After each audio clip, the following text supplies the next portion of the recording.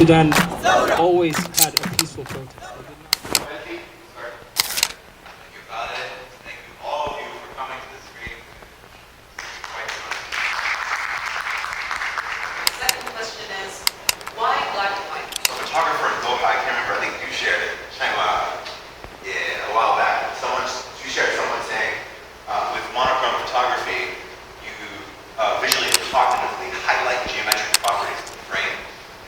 Also, the way in which we engage with people's faces and the movement of the human body in black and white is like psychologically different.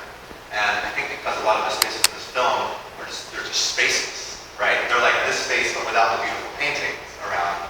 That I really wanted to find a way to construct that frame and make something like a hotel conference room interesting. The black and white effectively does that.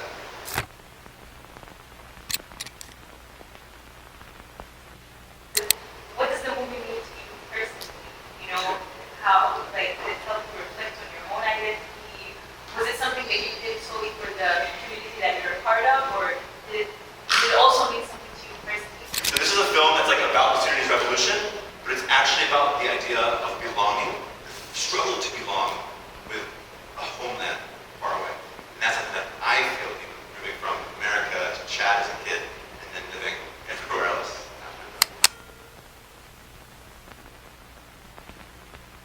So what's home to you?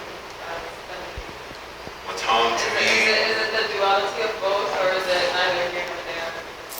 Okay, what's home to me is, I've heard the term third culture used mostly. In fact, I was programmed to think of myself as a third culture kid as a kid. It was explained to me and my brother, we were kids at the time, look, you guys are going to Chad. Your parents are from this American culture. They often, people explain it with like paints. Shit, okay, paint colors, here we go. So imagine your parents as this blue. You're going to a place that's yellow, or whatever color combination. And you mix those two, you get green, you get a third color. And that's what you're going to be as an adult, like emerging from that. Neither entirely like this or like that. I would say that yes, that describes my experience, but it's not just for kids. There's a lot of adults actually, I think, that have that kind of a transformative process as adults moving around, so I don't like it used just for kids. And then the self-awareness of being third culture and the acceptance of not fitting in, I think creates like some fourth culture or some shit. Like there's some other shade of green, maybe on that table over there, back there. There's some other shade that's emerging now. So it's actually being around people that have their own experiences, diasporic, dual identity dimension, hybrid or experiences, and then coming together and saying, oh my God, like you were born in Hong Kong, but you identify as Brazilian and you speak like Norwegian. Somehow I have something in common with you, just for the sheer experience of struggling with it. There's a term called disidentification that I'm kind of centering some of my doctoral writing around. Jose Esteban Munoz, in the realm of queer theory, talks about it.